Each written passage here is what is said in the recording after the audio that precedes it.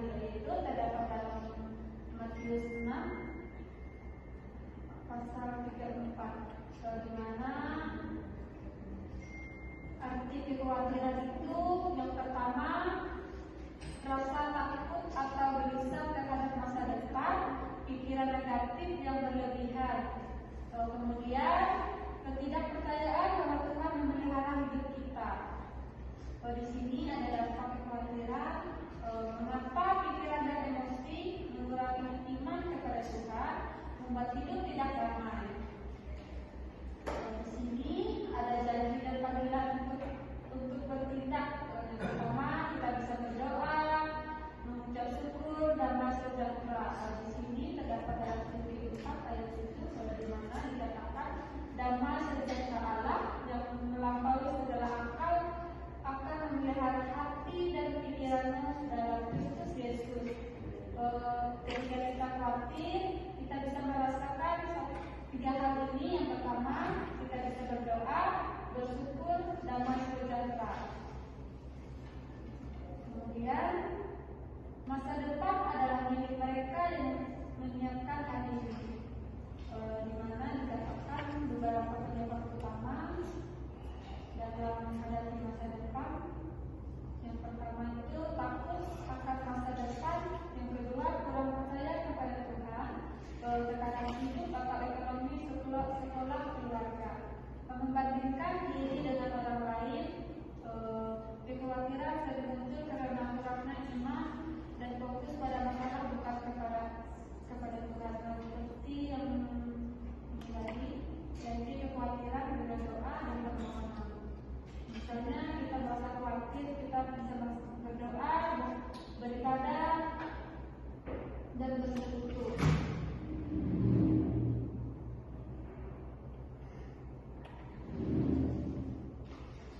Di sini menyatakan sebab itu janganlah khawatir, kekhawatiran akan hari esok, karena hari esok mempunyai kesusahannya. Kesusahan hari cukuplah untuk sehari. Yaitu terdapat di Matius tadi pasal 6 ayat 34. Cara mengatasi kekhawatiran itu ada beberapa hal. Yang pertama yaitu berdoa kepada Tuhan. Yang kedua, percaya bahwa Tuhan sanggup menolong.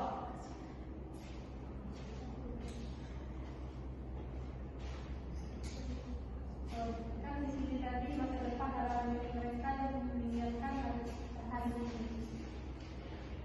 Kita bisa bersyukur. Yang pertama itu kan mengingatkan kebaikan Tuhan di masa lalu. Yang kedua, fokus pada berkat yang sudah ada. Dari sekian banyak kekhawatiran kan bisa dipercayakan, kita percaya bahwa Tuhan tahu kebutuhan kita. Tuhan tidak pernah meninggalkan umatnya. Terus hidup dalam iman. Hidup dalam iman itu memiliki beberapa poin. Yang pertama, tidak hanya berpikir negatif. Dan yang kedua, mengganti kekhawatiran dengan pengharapan. Kita bisa mengganti kekhawatiran kita dengan pengharapan.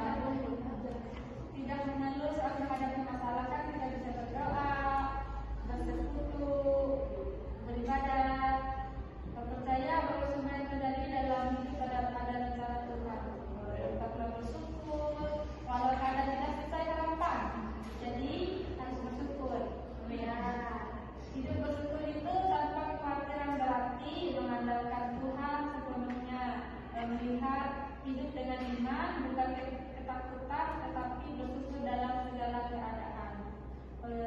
Jika kita percaya Tuhan memelihara hidup kita, maka tidak ada alasan hidup dalam kekhawatiran.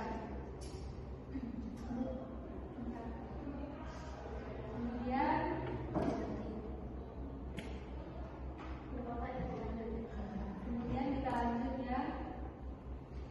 Di sini ada cara mengatasi kekhawatiran. Anak-anak mungkin pernah merasa khawatir kan nanti? Yang pertama kita berdoa kepada Tuhan. Kemudian bersyukur. Biarpun mengingat bahwa kondisi masa lalu mereka itu, waktu ada berkat yang tidak ada, percaya kepada Tuhan memelihara hidup. Tuhan tidak pernah meninggalkan umatnya. Masa depan seperti yang saya gambar ini, masa depan adalah milik mereka yang menyiapkan hari ini.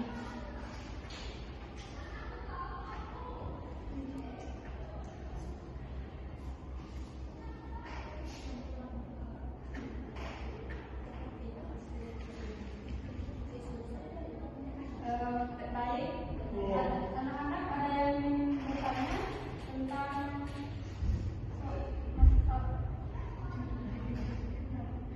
tentang hidup penuh syukur tanpa kekhawatiran? Ada yang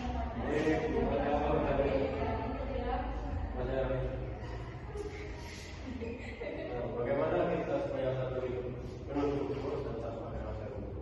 Nah, kita supaya terus kita bisa kita bisa mengalihkan kekhawatiran dengan berdoa, beribadah, bersekutu. Nah, bagaimana untuk balas kekhawatiran sama? Apakah bisa kita? Mungkin tidak.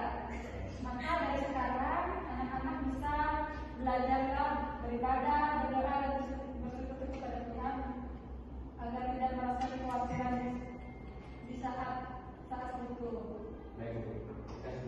Baik, jika tidak ada yang bertanya, kita akhiri sampai sini. Ada yang mau berdoa? Kami